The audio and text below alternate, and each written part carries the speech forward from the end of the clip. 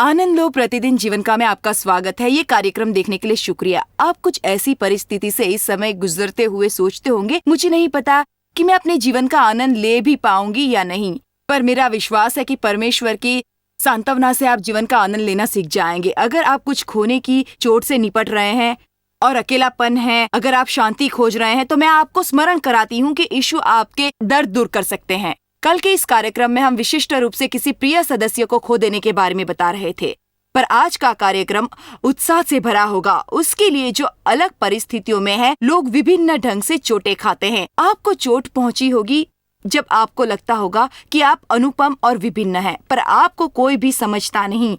आपको चोट पहुंची होगी क्योंकि आपका तलाक हुआ है, या फिर आपको इस बात से भी चोट पहुंची हो सकती है कि आपके साथ धोखा हुआ है, आपको अस्वीकार किया गया है, आपके माता पिता द्वारा आपको अस्वीकार किया गया और किसी नौकरी के लिए आपको अस्वीकार किया गया जिसे पाने की आपने आशा की थी। जैसे अधिक कारण हैं जिससे लोगों को चोटें पहुंचती हैं।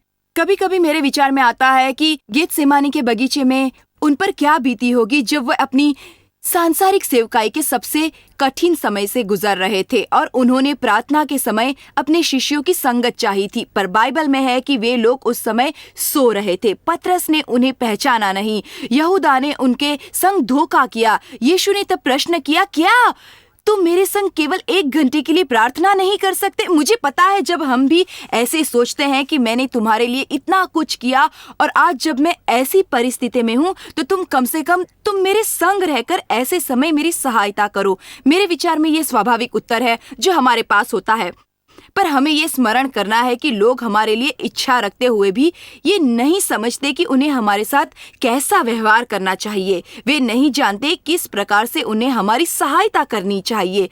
तो जब हम पीड़ित होते हैं, हम किसी और से दया की आशा रखते हैं। मैं आपको उत्साहित करना चाहूंगी, जैसा कि मैंने कल वाले कार्यक्रम में किया था। अगर आपने ऐसा देखा कि जब आप किसी बुरी परिस्थिति में हो, तब आपको अपनी सहायता तथा आराम के लिए परमेश्वर के निकट जाना चाहिए और अपनी आशाएं किसी व्यक्ति पर नहीं डालनी चाहिए, क्योंकि अधिक समय हमें निराशा हो सकती है जब हम किसी से कुछ पाने की चेष्टा रखते हैं पर वे लोग उसको हमें देने का गुण नहीं जानते। तलाक का दर्द लोगों को क्लेश पहुंचाता है। आप में ऐसे अधिक लोग जो ये कार्यक्रम देख रहे हैं तलाक का दर्द भुगत चुके होंगे। परमेश्वर की इच्छा नहीं कि आप खेद भरा जीवन बिताए, उसने तो आपको सांत्वना पहुंचाई। शादी के दिन का मतलब है कि वो जीवन भर साथ निभाने की शुरुआत है, और एंजी शेनन के लिए भी ये दिन हर नवीन ब्याहता के समान था। आगे आने वाले अधिक मजेदार दिनों की भांति वो पहला दिन था। वो बहुत अच्छे पति थे, एक समर्थ मसीह जो प्रभु के नियमों पर चलते। उनका परमेश्वर के प्रति मन देखकर मुझे उनसे प्यार हो गया। एंजी बताती हैं कि 7 सालों तक वो दोनों बहुत खुश थे, जिन्होंने अच्छे से अच्छा और बुरे से बुरा समय एक साथ काटा। सब कुछ तब तक ठीक था, पर जैसे ही देश के दूसरे भाग में रहने गए, उनके पति दूर होने लगे। मैं उनसे पूछती रहती क्या हुआ, लेकिन वो कुछ नहीं कहते। और जब एक दिन मैंने यही सवाल दोबारा किया कि तुम्हें बताना होगा क्या बात है, क्योंकि अब मैं ये सहन नहीं कर सकती, तब उन्होंने बताया कि मैं सुखी नहीं हूँ, मुझे ये जिंदगी नहीं चाहिए, मैं तुम्हारे साथ नहीं रहना चाहता। एंजी अपने ब्याहता जीवन को खोते देख रही थी। ये बर्बादी व्याकुलता से भरी थी। वो बोले कि उन्हें किसी सलाहकार या पासबान या किसी और ऐसे व्यक्ति से मिलकर इस शादी को बचाना है, पर वो नहीं माने और एक दिन बिना कुछ बताए उन्हें छोड़कर चले गए।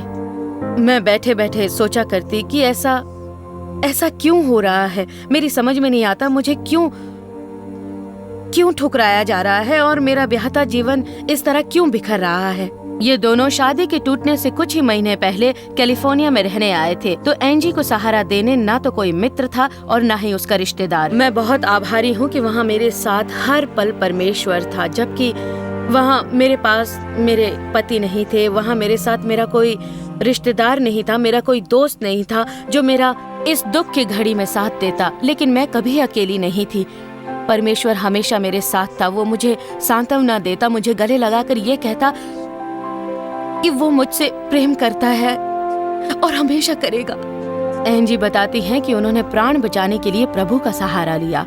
अगर वो उसके जीवन में न होते तो वो नहीं जानती कि वो कहाँ होती। जब आप किसी जगह पर अकेले रहते हैं और परिस्थितियों को समझ नहीं पाते, तब आपको दूसरों के न होने पर सिर्फ प्रभु का सहारा लेना पड़ता है। उसी ने मुझे राह से चलाया, मैं इस परिस्थिति से उसके बिना नहीं निकल पाती। एंजी बताती हैं कि जिसने भी तलाक का अनुभव किया है वो उसके दर्द और छोड़े जाने की पीड़ा को समझ सकता है। अब उनकी प्रार्थना है कि उनकी अपनी गवाही दूसरों को यीशु में शांति पाने की प्रेरणा देगी। प्रभु आपकी सहायता करना चाहते हैं। चाहे आपने कुछ भी किया है, चाहे आप किसी भी परिस्थिति से गुजर रहे हैं, वो वहाँ है और आपको वहाँ से निकालेंगे और आप जानेंगे कि अंत में जीत सिर्फ आपकी और आपकी होगी। एंजी, ये अद्भुत कथा थी। मेरे विचार में वो जो आपको धक्का लगा, जबकि आपके विचार में सब ठीक था और आपकी शादी भी काफी महान थी, पर यकायक ये जानना कि जिस व्यक्ति को आप अधिक सुखी समझती थी वो बिल्कुल सुखी नहीं और वो आपके साथ ब्याह से बंधे रहना भी नहीं चाहता, ये बड़ी कठिन बात होगी। जी हाँ, ठीक कहा। मुझे ऐसा लगा कि मैंने ऐसा क्या कर दिया, मैंने क्या गलत कर दिया, मैं कैसे ये सब बदल सकती हूँ, मैंने ऐसा क्या किया, मुझे बताओ तो सही कि मैं कहाँ गलत हूँ, ताकि मैं अपनी गलती सुधार सकूं। क्योंकि आप इन भावनाओं से और इनके कारण से परिचित नहीं, तब आप यूं सोचते हैं कि ये मेरे कारण है, मेरी ही वजह से वो सुखी नहीं है। अगर वो सुखी नहीं है इसका मतलब है कि मैंने ही कुछ किया है। मेरे विचार में मूर्ख ना होना अच्छा होता है। हमें अपनी आत्मा में झांकना चाहिए और देखना है कि प्रभु हमसे क्या कहते हैं। पर मेरा ये भी विचार है कि ऐसा धारण करना कि भूल मेरी है, क्योंकि ऐसे कितने ही समस्याग्रस्त लोग हैं जो अंत में दूसरों को चोट देते हैं। तो निश्चित रूप से आपके पति में ही कुछ उचित ना था, इसलिए वो सुखी नहीं थे और फिर आपको चोट देते। पर आपने स्वयं को इसका दोषी मान लिया, जबकि वास्तविकता में समस्या उनकी थी, आपके पति की थी, आपकी नहीं। जी, मुझे ऐसा जानने में काफी लंबा समय लग गया जब आप ऐसी परिस्थिति में होते हैं, क्योंकि तब मेरे पास ये बताने के लिए कोई भी नहीं था। मेरे पास ना कोई दोस्त था, ना कोई रिश्तेदार था, लेकिन आप थी। और मैंने यहीं से शिक्षा ली, वो भी आपके द्वारा। इससे मुझे सच में बड़ी सहायता मिली, ताकि मैं उसका सामना करूं अथवा ये जान पाऊं कि ठीक है, मुझे उनके लिए प्रार्थना करनी है। पहले मुझे उनको क्षमा करना होगा, उनके पापों को माफ करना होगा, तथा बाद में उनके लिए प्रार्थना करनी होगी, क्योंकि उनकी समस्याएं हैं जिनका उन्हें समाधान निकालना है। तब उस समय मैंने प्रभु से पूछा, मैंने अपने परमेश्वर से पूछा कि हे प्रभु, मेरे भीतर वो क्या है जिसको बदलना होगा, ऐसी क्या चीज है जिससे मुझे छुटकारा पाना चाहिए। इस विनाशक और धक्का पहुंचाने वाली तलाक को जो आपने सामना किया, क्या उसमें वैसा ही शोक आपने मनाया जैसा किसी की मृत्यु के समय होता है? जी हाँ, ठीक कहा। मैं पूरी तरह से शोक में डूब गई। इसमें मृत्यु का अनुभव हुआ। मैंने जो कुछ भी सहा, गंवा देना, खालीपन, अकेलापन, ये सब जो अनुभव थे, ये मेरे लिए किसी मृत्यु के समान थे। आपको उस संबंध में मृत्यु से होकर निकलना पड़ा था। ऐसा हुआ, और ये कठिन है क्योंकि आप सोचते हैं कि मैं इससे बाहर कैसे निकलूंगी, मेरे जीवन का तो अंत हो गया। आपको लगता है जैसे आपका जीवन खत्म हो गया, क्योंकि वो चले गए, वो आपके जीवन से चले गए। तो आपके जीवन में सब कुछ बदल जाता है, आपकी भावनाएं बदल जाती हैं, आपके आसपास जो कुछ भी है वो सब कुछ बदल जाता है। जिस परिवार से आपका संबंध रहा, उनका परिवार, सारी की सारी बातें बदल जाती हैं, क्योंकि तो आपके उनके प्रति संबंध होते हैं। जी हाँ, कभी कभी तो लगता है कि ये मृत्यु से भी अधिक बुरा है, क्योंकि पति या पत्नी की मृत्यु में निर्णयात्मक बात होती है, लेकिन जब ऐसी स्थिति आती है तो ऐसा कुछ नहीं होता, सब कुछ बदलता है। जानती है एंजी, कभी कभी मुझे विचार आता है, जब आप इतनी बुरी चोट उठाते हैं, ऐसा कहना मूर्खता होगा कि आपको स्वयं से तर्क करना चाहिए या फिर थोड़ा सा विवेक संगत हो जाए। पर मुझे पता है ये मेरे बारे में भी अधिकतर लोग मेरी कथा जानते हैं। मेरे पिता ने अधिक वर्षों तक मेरे साथ यौन संबंधित दुरुपयोग किया। मुझे इसमें अपना ही दोष दिखा। ये बिल्कुल असंभव था, क्योंकि वे युवा पुरुष थे अथवा मैं एक छोटी सी बालिका थी। ये उनकी समस्या थी, मेरी नहीं। फिर मैं ऐसे निर्णय पूर्वक स्थान पर आई कि मुझे बोलना पड़ा, ठीक है, मैं कुछ भी नहीं कर सकती, मैं छोटी सी बालिका थी। ये समस्या उनकी थी, तो मुझे स्वयं को दोषी मानने की आवश्यकता नहीं। तो एक पत्नी होकर भी एक परिपूर्ण पत्नी जैसी कोई नहीं होती। तो 2 या 3 दोष निकालकर खुद को परिवर्तित करना चाहा।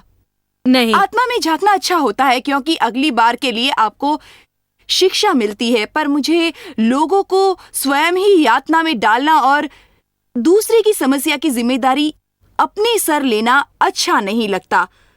और मुझे लगता है कि इससे निपटने में ये बड़ा भाग निभाता है। इससे काफी मदद मिलती है। जो क्षमादान की बात है, उसमें भी आपको कभी कभी थोड़ा बहुत विवेक संगत होकर ये कहना चाहिए, अब थोड़ा समय रुको, वो बाहर अच्छा समय काट रहे हैं और मैं हाँ, यहाँ ठीक दयनीय कहा। बैठी हूँ क्योंकि मैं घृणा अथवा कड़वाहट से भरी हूँ। तो जब हम लोगों को क्षमा के लिए कहता है तो वो आपके लिए होता है। प्रभु मेरे हृदय को तब तक चंगा नहीं कर सकता जब तक मैं उनको क्षमा न करती। मेरे लिए परिवर्तन आने का बड़ा कारण था कि जब मैंने समझा कि मेरी जिम्मेदारी उस दर्द को क्रूज पर रखना है, क्योंकि जो मुझे अस्वीकारा गया था, फिर भी मसीह से अधिक तो कोई भी नहीं अस्वीकारा गया। तो मेरी समस्या हमारे मुक्तिदाता की तुलना में बहुत कम थी, क्योंकि अस्वीकारते समय उन्हें क्या क्या सहन करना पड़ा। यहाँ से मुझ में परिवर्तन आया, मैं पूरी तरह से बदल गई और मेरे नजरिए में भी बदलाव आया। ताकि आपसे बात समझे। जी, मैं उसके बाद अपने ऊपर तरस खाने के इस दलदल से बाहर आ गई, क्योंकि खुद पर तरस खाना कैलिफोर्निया में क्या हुआ था जब आपके पति ने आपको त्याग दिया था? क्या आप हमें इस बारे में कुछ बता सकती हैं? बहुत मुश्किल परिस्थिति थी। हमने एक नया घर खरीदा था और मैं वहां पर अकेली रह गई थी। आप कह सकते हैं मेरे पास संदूक थे, मैं संदूकों के साथ 2-3 वर्षों तक रही। बाद में मुझे अपनी कलीसिया की महिलाओं के समूह का सहारा मिला, जो उसी अवस्था में थी जिसमें मैं थी, और इसके द्वारा मुझे काफी सहायता मिली। उन्होंने मेरी बहुत सारी मदद की, दूसरों से स्वयं को सिद्ध करना मेरी अच्छा हिम्मत है। बढ़ाई। हाँ, ठीक कहा। शैतान वही पुरानी युक्तियों को तलाक के द्वारा काम में लाता है। तो हमारी कथाएं एक जैसी थी। हमने एक दूसरे को सहारा दिया और प्रभु के निकट आए, और केवल वही एक है जो आपको ऐसी परिस्थिति से निकालता है। अगर कोई ऐसी कठिन परिस्थिति से जाता है, प्रभु का वहां होना आवश्यक होता है, ताकि आपको वहां से मुक्ति दिलाए, आपके सारे दुख दर्द मिटा दे। मैं उन लोगों की ओर से विचार करती हूँ जो परमेश्वर पर भरोसा रखते हैं। कभी कभी वो ये भी नहीं जानते कि उन्हें अपना विश्वास कहाँ पर डालना है।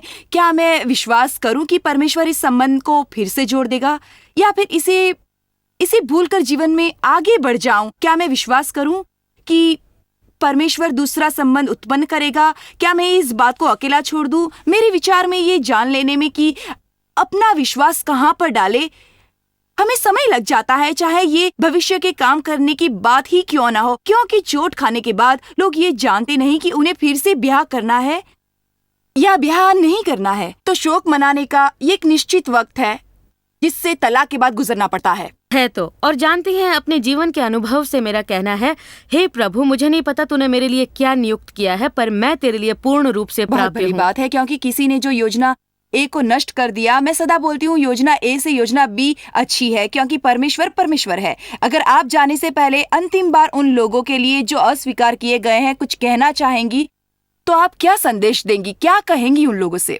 भले ही आपको अस्वीकारा गया है, पर परमेश्वर आपको अस्वीकारेगा नहीं। वो आपके लिए है। वो आपको न कभी छोड़ेगा, ना तो वो आपको कभी धोखा देगा। वो आपको सांत्वना देगा तो आपको अपने प्रेम भरे हाथों से थामेगा और दिखाएगा कि वो आपके साथ है। जीवन के हर एक मार्ग में वो आपकी अगुवाई करेगा। जीवन के अंत तक परमेश्वर आपके साथ है, चाहे कैसी भी परिस्थिति से आप जाएं, बिल्कुल। वो अधिक आपका लोगों को साथ परमेश्वर देगा। की उपस्थिति का अनुभव नहीं होता, फिर भी उनको ये कहना चाहिए, हे प्रभु, मुझे विश्वास है कि तू है, अगर तेरा अनुभव नहीं भी हुआ तब भी। धन्यवाद एंजी कि आज आप हमारे साथ थीं।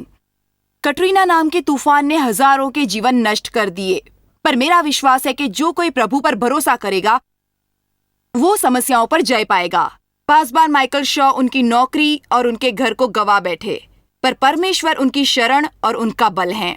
कटरीना तूफान के आने से थोड़े दिन पहले टाइम मैगजीन में न्यू ऑर्लिन्स के परफेक्ट लव रिवाइवल चर्च पर लेखनीय थी कि दक्षिणी पूर्व क्षेत्र में इनके पास सबसे बड़ा अनाज का भंडार है। पासबान माइकल शॉ ने इस कलीसिया का प्रस्थान वर्ष 1998 में किया और 7 वर्षों के कम समय में उन्होंने बहुत लोगों को मसीह को ग्रहण करते देखा और जीवन भर की पीड़ा को वश में करते देखा। परंतु कुछ ही घंटों में कटरीना तूफान ने कलीसिया को, माइकल के कार्यों को और उनके घर को नष्ट कर डाला। परंतु आप कहें कि उन्होंने सब कुछ गंवा दिया, तो वो आपको उसी समय टोक देंगे। Perfect love world revival ministries यहाँ से एक ऊंचे स्थान पर पहुँच गई है, क्योंकि अधिक से अधिक स्थानों पर एक साथ कटरीना तूफान के कारण जागृति आई हुई है। कलीसिया के अधिक सदस्य देश के अलग अलग भागों में रहने लगे हैं और माइकल बताते हैं कि उनकी सभा के अधिक लोग अमेरिका भर में सुसमाचार का प्रचार कर रहे हैं। वो बोलते हैं कि तूफान ने एक इमारत को ढाया, कलीसिया को नहीं, और उनका घर वहाँ है जहाँ मन हो।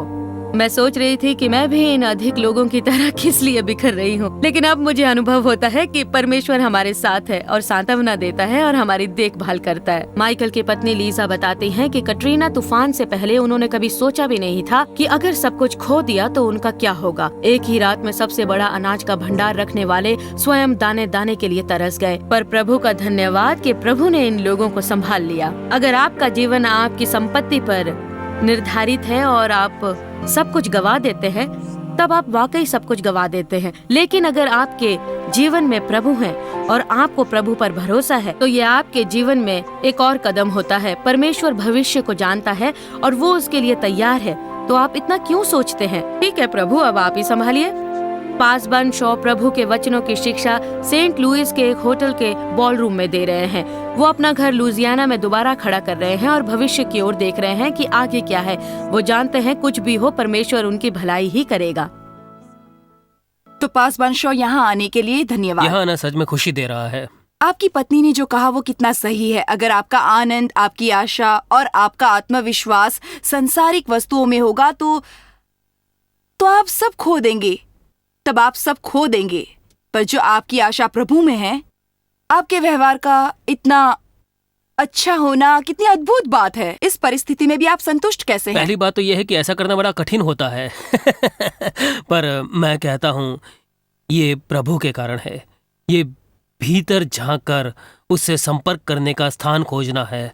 वो संपर्क का नक्ता जो उसे और उसकी शपथों को थामने देगा, क्योंकि कटरीना तूफान ने सारी सांसारिक वस्तुओं को नष्ट कर दिया, पर उसने उन शपथों को छुआ तक नहीं, मार्गदर्शन को नहीं उड़ाया, मेरे विश्वास को और आशाओं को नहीं उड़ाया। इसी कारण तो हम इसे बचकर निकल गए। वाकई सच में बात है।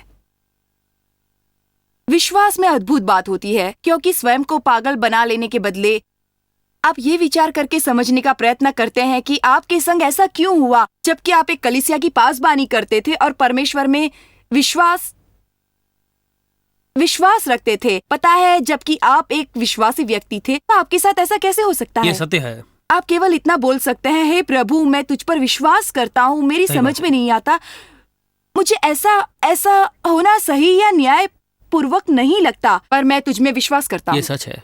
मैं बैठा था जब तूफान न्यू ऑरलीन से आ टकराया और मैंने महापौर को वहाँ खड़ा होकर ये घोषणा देते हुए सुना कि पूरा नगर प्याले के समान पानी से भरा रहा है। तब मुझे लगा कि मेरी जानी पहचानी हर वस्तु बदल रही है।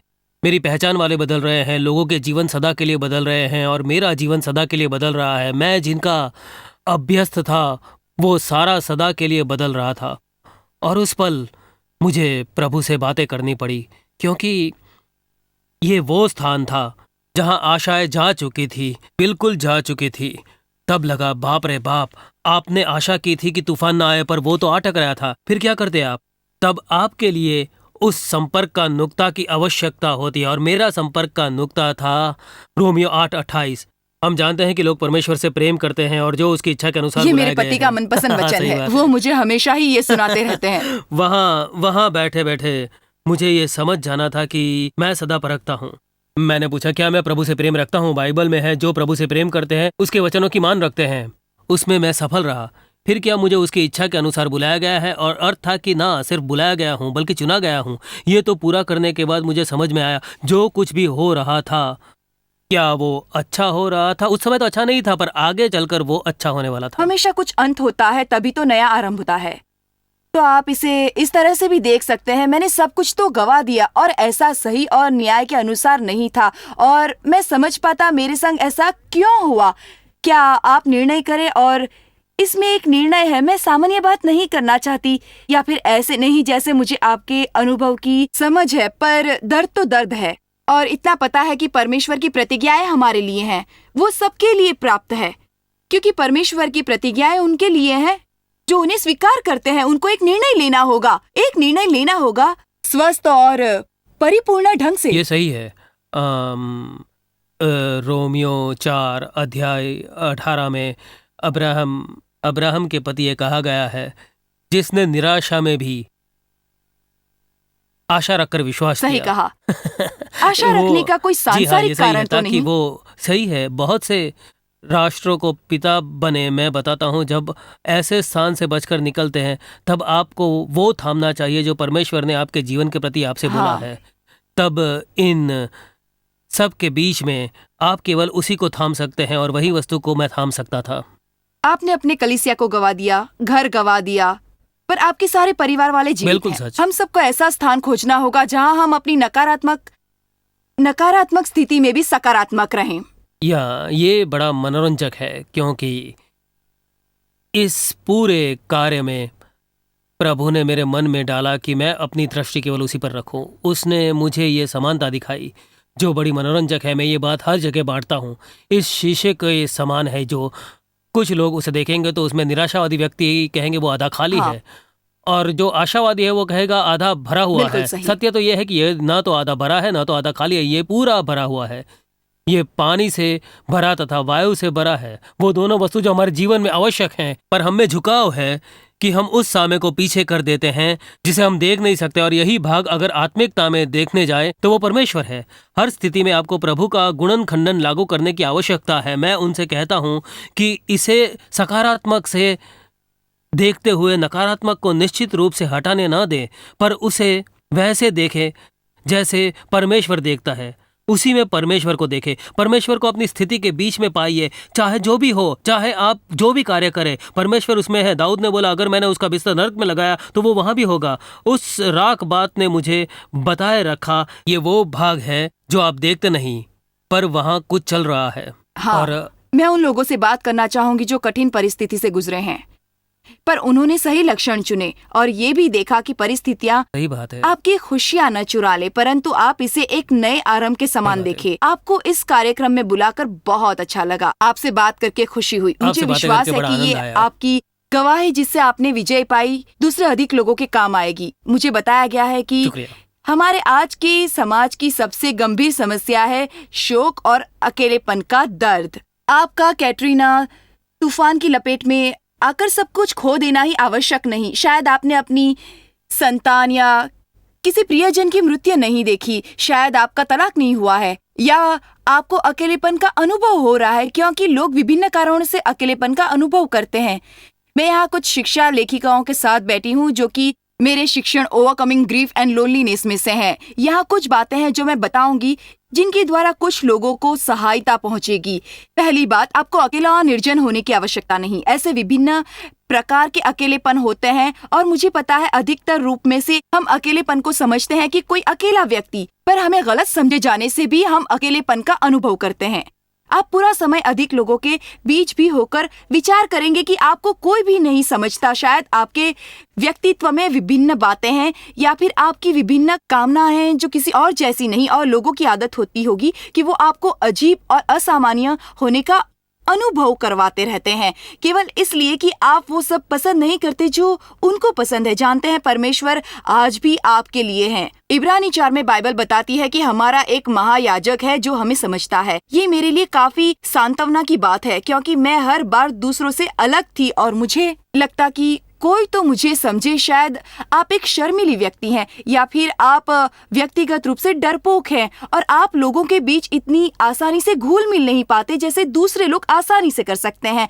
आपको इस कारण अकेलेपन का एहसास होता है। शायद आप वैसे व्यक्तियों में से हैं, एक होने की इच्छा रखते होंगे जो कि अधिक आक्रामक और कुछ प्राप्त करने के गुण रखते हैं, पर आप ऐसे नहीं हैं। तो क्या आप कुछ जानते हैं? परमेश्वर ने आपको अपने हाथों से रचाया है और उसने आपको बहुमूल्य और विशेष बनाया है, पर आपको किसी और का व्यक्तित्व नहीं चाहिए। कुछ और बातें जो प्रभु ने मुझ पर प्रकट की कि क्यों लोग अकेलापन झेलते हैं, क्योंकि कभी कभी जब माता पिता बच्चों के लिए निर्णय स्वयं ही ले लेते हैं जिससे बच्चे क्रोधित हो जाते हैं और इसमें भी आप अकेलेपन का अनुभव करते हैं, तब ये विचार आता है कि मैं तुम्हारे कारण इतना करती हूँ ताकि तुम्हारा अच्छा पालन हो और मैं तुम्हारे लिए उचित निर्णय लेने का प्रयत्न करती हूँ, और हर बार जब मैं निर्णय लेती हूँ तुम नाराज हो जाते हो। ये एक प्रकार का अकेलापन होता है जो वरिष्ठ है। मेरे विचार में अपने जीवन में एक ऐसी शैली के अकेलेपन से जाते हैं क्योंकि जो समाज के लिए बुरा है,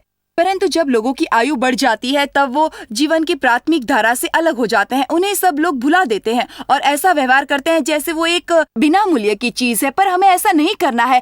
हम ये ग्रहण करें कि हमें समाज के सारे क्षेत्रों और आयु के लोगों तक पहुंचना है। ऐसे विभिन्न प्रकार के अकेलेपन हैं और चाहे आपकी जो भी स्थिति है, मैं आपको बताना चाहूंगी कि परमेश्वर सचमुच आपको समझता है। प्रभु समझता है। लोग हमेशा नहीं समझते, पर परमेश्वर तो समझता है। एक काम जो मैं आज आपके लिए करूंगी, आपके लिए प्रार्थना, क्योंकि मैं प्रार्थना के सामर्थ्य में विश्वास रखती हूँ। असल में बाइबल बोलती है कि एक धार्मिक व्यक्ति की प्रार्थना के द्वारा विशाल शक्ति प्राप्त होती है। अगर आपको लगता है कि आपका दर्द कभी नहीं जाएगा, मैं इसी समय प्रार्थना करूंगी और विश्वास रखती हूँ कि हमें वो शक्ति मिलेगी जिससे आपका दर्द चला जाए। पिता, हम तेरे निकट आते हैं यीशु के नाम को लेकर। धन्यवाद कि तू हमें समझता है, जबकि हम खुद को नहीं समझ पाते। प्रभु, तू हमें समझता है। तेरे धीरज के लिए धन्यवाद, जो तू हमें हर कार्य में सहायता पहुंचाता है।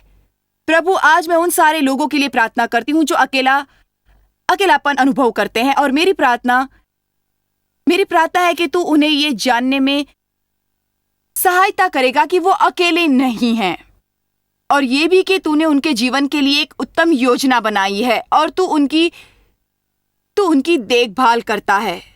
मैं धन्यवाद करती हूँ प्रभु कि तूने टूटे हृदय जोड़ दिए। आज के आज इसी समय, जैसे ही मैंने उनके लिए प्रार्थना की कि ये स्थान उनके एक नए आरंभ का होगा, और हम यीशु मसीह के शक्तिशाली नाम से प्रार्थना करते हैं। आमीन। आप परमेश्वर की सांत्वना का अनुभव लें।